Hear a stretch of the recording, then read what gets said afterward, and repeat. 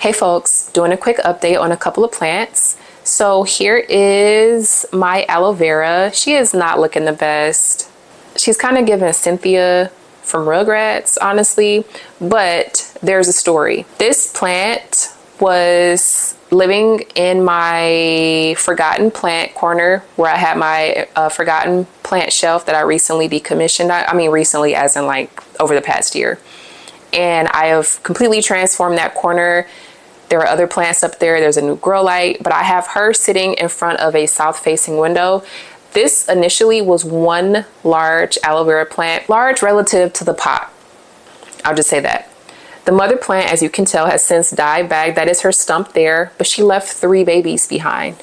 She has 3 children, and the children seem to be honestly hanging on by a thread. There's one.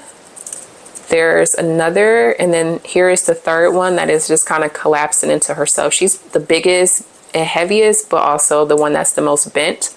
I don't think I'm watering her enough. Look at the leaves. They're turning brown at the tips, and they're kind of crisping out, which is not something that's typical. This is a desert plant. There's no reason why this desert plant should be drying out like this.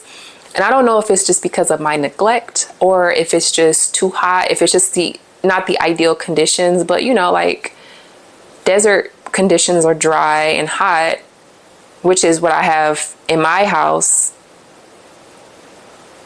Maybe that's a lie, but I need to figure it out. I need to figure out how to get her to bounce back. I honestly think she just needs more water because her little fronds are not as ooey gooey as they should be.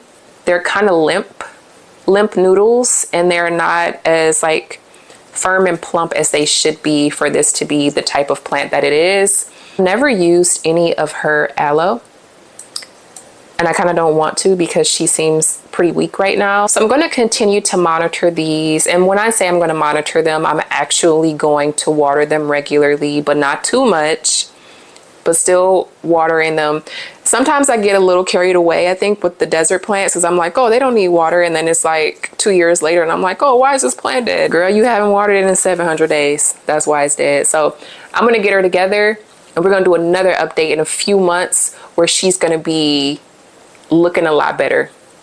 They are going to be looking a lot better than what they're looking right now. How sad they look. Look how sad they look.